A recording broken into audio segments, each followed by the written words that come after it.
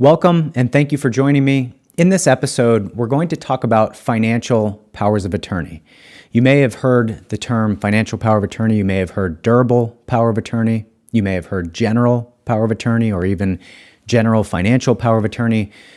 But these documents effectively do the same thing. In a power of attorney, you're naming somebody else, your agent, to act on your behalf in accordance with the terms provided for in the document, specifically in reference to financial and legal matters. By designating this person, your agent, you are creating a fiduciary relationship.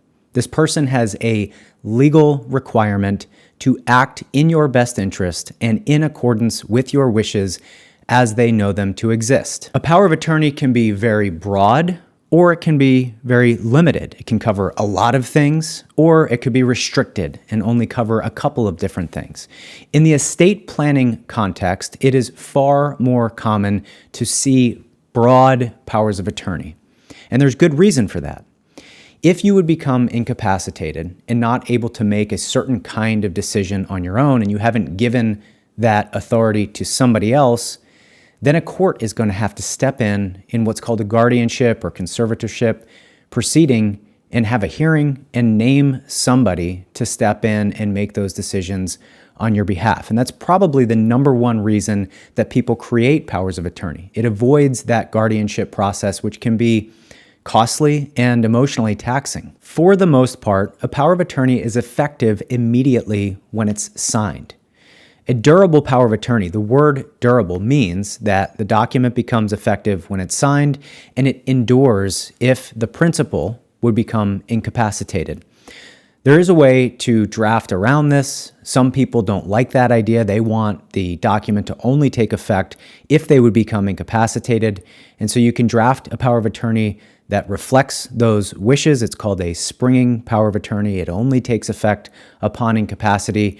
There are some administrative issues that can arise with that kind of a document, so it's much, much more common in the estate planning context to see a durable power of attorney, one that is effective immediately when it's signed.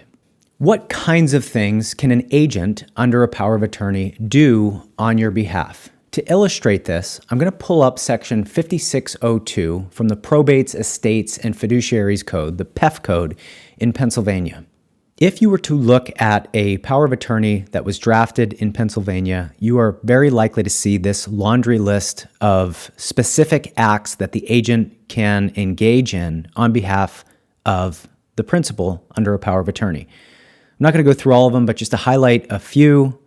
For example, the agent would be able to engage in real estate transactions, engage in tangible personal property transactions, in stock, bond, and other security transactions, in banking and financial transactions, to borrow money, to engage in insurance and annuity transactions, and retirement plan transactions, to handle interests in estates and trusts, to pursue claims and litigation, to receive government benefits, to pursue tax matters, to operate a business or entity, and to provide for personal and family maintenance.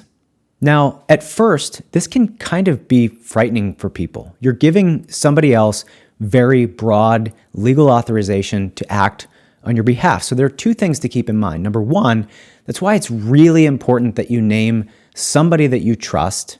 And number two, remember that there is a legal obligation. This document creates a legal relationship, and your agent is required under the law to act in your best interest. And if they breach that fiduciary obligation, they can be removed. They could be sued civilly or even criminally.